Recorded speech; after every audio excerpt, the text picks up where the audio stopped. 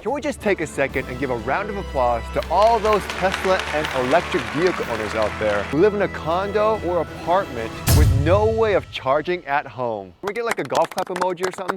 And can we give a Snickers to all those who own a Tesla, who live in an apartment and have barely any superchargers nearby? Ow! For me, I'm just living it up, living big with my very own personal garage, outlets, as well as Tesla wall connector, so I can literally charge whenever I want. We actually have a friend who lives on the Big Island who has a Tesla Model 3, and he's telling me he may end up eventually selling his Model 3 because charging is so difficult there. There's only one supercharger on the entire Big Island with over 200,000 people. He tells me he charges once a week and he has to wait at least 2 hours at a Tesla supercharger before he can charge. So for the next few weeks, I'm gonna live as if I don't have a garage or a wall charger, just to experience what it's like so I can give you guys the best things to do. Now, if you have a Tesla or an electric vehicle already and you're looking for an apartment or a condo, just look for one with an EV charging. If that's not possible, try asking management if they're ever going to install EV charging in the future. And if you end up seeing a free plug somewhere, make sure you guys ask them, hey, I'm willing to pay you X amount. Can I just plug my Tesla in and charge there? Try not to charge without asking, because people get really mad about that stuff and we don't like the drama. First things first, if you haven't gotten a mobile charging kit with a heavy duty extension cord, get it now. You're looking for the words SJTW, which is a heavy duty extension cord, as well as something with 12 gauges so it can handle the high amps that an electric charger provides. Honestly, these are must-have accessories that every electric car owner should have. I just did a video where I let my Tesla die down to 0% to see how many miles I can get out of it, and I ended up being stranded in the middle of the road. Luckily, there was an outlet nearby, but it wasn't long enough for my mobile charger. But I had my extension cord, so I was able to charge there for a little bit and then make it to my destination. Also, way back when young Chris was living in an apartment, we lived on the 3rd story overlooking a parking lot. I'd actually end up running our extension cord from our balcony to the parking spot and charging our car there overnight. And it may not be fast, but 2 to 3 hours a mile is better than nothing. Desperate times call for desperate measures. This lady is just trying to feed the squirrels, and it's so funny. What's going on? She's talking about nuts. I mean, it's cute. I love squirrels. Can't talk that loud, clearly, because I'm actually in an apartment complex and it's like 8 a.m., so I don't want to be yelling and being disrespectful. Anyways, make sure your car is also compatible for CCS charging capabilities. Super easy to do, just go under the menu and you can see if it is compatible. If it's not, they have retrofits available, so it can be compatible with third-party high-speed charging stations, which is super important. On top of that, you want to make sure you get yourself a CCS adapter, because that is very necessary when charging at third-party stations like EVgo or Electrify America that is as fast as a Tesla supercharger. And you can't forget carrying around your J1772 to Tesla charging adapter. That way you can charge at third-party stations like ChargePoint, and of course keep that charging lock with you too, so no one can just unplug your charger and charge their car instead, because it does happen. So we've talked about how you can charge at your home in an apartment. We've talked about things you need to get when charging.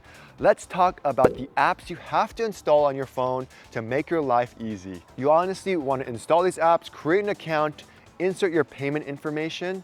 That way, when you do find a charger, or if there is a random charger nearby, you have the app ready to go, ready to charge your car. To be clear, I'm not sponsored by anyone. I have all these apps on my phone and it's just nice to have. The first app is PlugShare. PlugShare is awesome because it has all the chargers, all the name brands possible, and all the users take photos of what the charging stations look like so you know exactly where it's at. When I looked at the Hawaii map, there were a ton of level 1, level 2 chargers at malls and stuff like that. So it's always nice to see that. Just in case you ever wanted to trickle charge somewhere while you're getting food or something, you can go to that station and charge up. However, because it has all the charging stations, it doesn't have specific details like if it's available. And for that, you have to open up that specific app.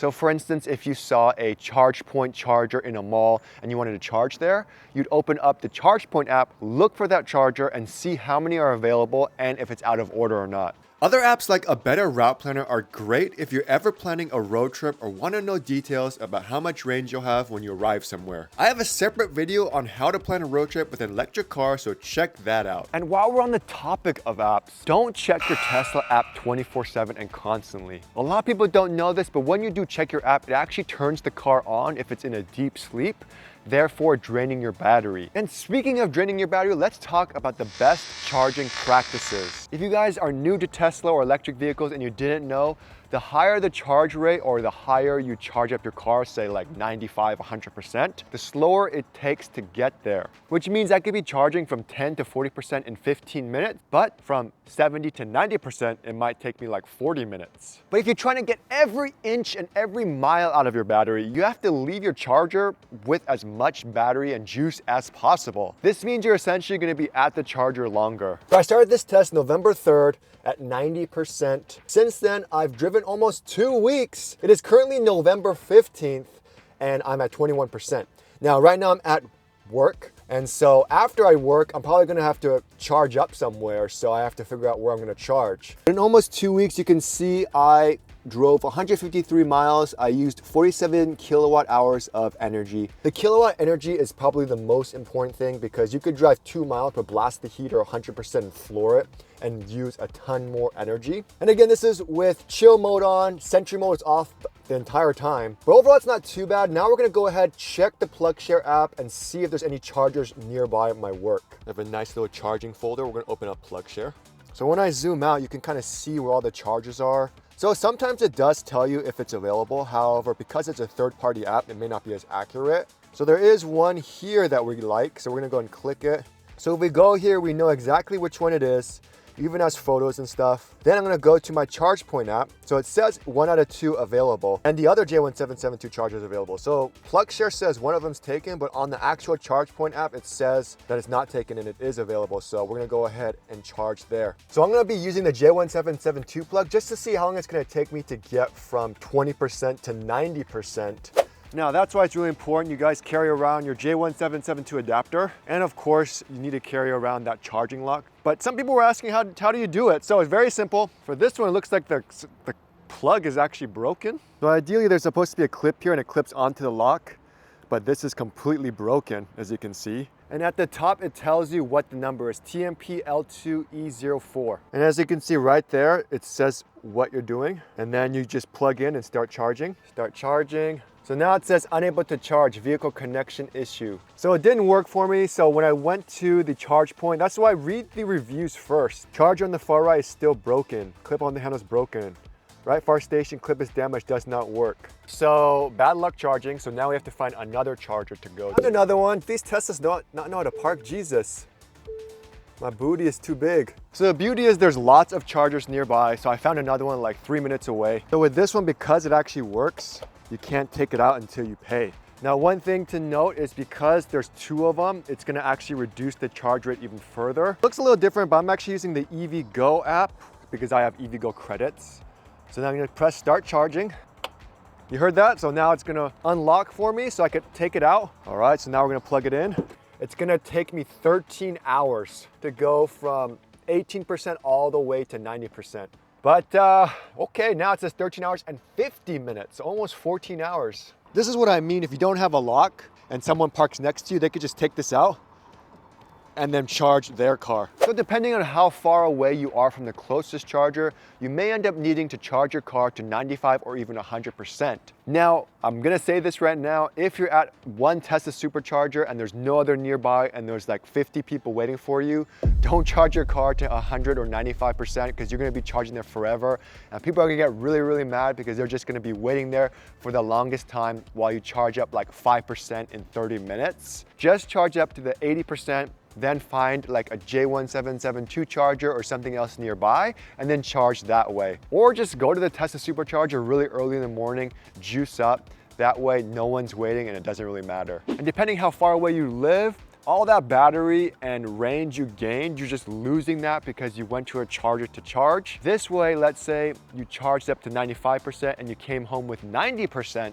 It gives you a full 90% of battery to go to work, run your errands, and do all that fun stuff. Now, listen real closely. Out of all the stuff I'm saying, this is probably the most important section. How do I conserve the most battery so my car will last longer? Now, I have my Tesla for over 3 years now, and I learned a ton driving my car on so many different places, road trips, camping with it, and everything. Unfortunately, the best way to save as much battery for your car as possible is to treat your car like a dumb gas car. All the cool techie features of the Tesla, like standby on summon, Sentry mode, all that stuff, you have to turn off to save the most battery. So the first thing you want to make sure you do is turn off Sentry mode. So that happens. I thought I turned Sentry mode off, but it must have turned on by itself again somehow. So now I'm at 86%. So see how much battery I lost? I was at 90%. It only reported 2 events, but it says I'm at 86%, which sucks. So I need to make sure. But compare that to the next day when I actually made sure Sentry mode was turned off. I only lost 0.4%. And I saved a ton of battery. If turning Sentry mode off isn't a good option for you, you can kind of look into third-party stuff like a CellLink Neo external battery pack, as well as a ThinkWare dash cam where you can mount it into your car and turn on parking mode when you are parking. And that's what I had on my old car, and it worked out really well. Let me know in the comments if you want to see a video on third-party solutions of dash cams, because I know a lot of people aren't really happy with Tesla's Sentry mode and Tesla's dash cam, or they want something that's on 24/7. Also, you want to make sure you turn off cabin overheat protection. If you guys don't know what that is, if the car is super hot when your car is parked, the AC or the fan will kick on. That way it can keep the interior cool. And it's nice, honestly, but I mean, all these millions and trillions of years, we've had all these cars with these electronics and dashboards with no real issues. So for me, I highly suggest you turn that off completely if you are trying to save the most amount of battery for your Tesla. And if you guys have enhanced autopilot and you have summon, make sure standby on summon is turned off as well, as it's honestly not even necessary. Now, this is gonna be a real controversial one, but you have to change how you drive your Tesla. We love the Teslas, it's super fast. We want to just floor it all the time.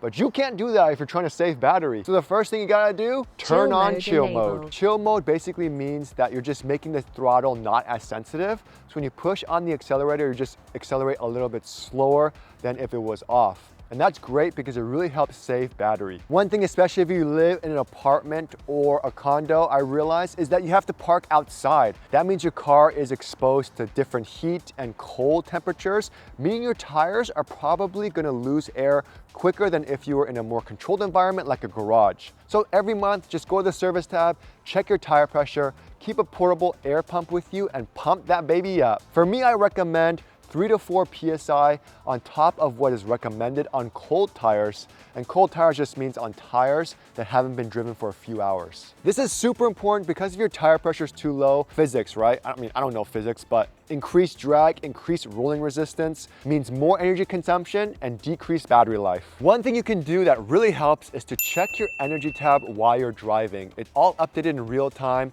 It tells you things like your tire pressure is too low, or it can even say things like you're accelerating too hard, so just chill a little bit. I mean, it goes into so much detail. There's climate, all that stuff. If you check your mobile app, it shows everything there. So use that energy tab tool because it's super helpful. That way you can kind of adjust your practices so you could save the most range. Also, any excessive weight in your car is just more weight for your car to carry, decreasing your battery range. So take out anything you don't need. And I know you're thinking, Chris, you're sounding really silly right about now, but rolling down your windows with speeds above like 40, 50 miles per hour does increase more resistance, making your car needing to work harder, decreasing the range. And if you do have a lot of highway driving, don't drive 80 or 85 miles per hour. Try to stick around the 70 to 65 miles per hour range. That way you can save as much battery as possible. Get a jacket, don't run your heater because a heater drains a ton of battery. Yes, if you have a newer Tesla, you have a heat pump, but I found that the heat pump still drains a good amount of energy. So just use the heated steering wheel and the seat heaters. Man, it is freezing in here. Let me heat myself up real quick. My balls are cold. My butt is freezing. Thank you. And from all the experience in driving, I found that the AC doesn't really ruin the efficiency of the battery that much. However, why risk it? If it's cold outside, just have it on manual, turn off the AC, and bring in that fresh outside air. So now you know all of the best charging and driving practices on how to gain the most out of your Tesla battery. Let's just quickly talk about maintenance. Now, this is all optional depending on how much you love your car. Because you park outside, you should really protect your clear coat from rust, bird poop, acid rain, and pretty much the elements. I have a dedicated video on clear paint protection film as well as ceramic coating your car. So check that out if you want to see a more detailed video on that. And as far as car washes go, you can always wash your car without needing a hose or anything, just like a wireless wash. Let me know in the comments below if you want to see a more dedicated video on how to wash your car without a hose and just like with one of those sprayer bucket things. The majority of the time, most people do take their car to a car wash. And honestly, it's fine at the end of the day if you don't really care.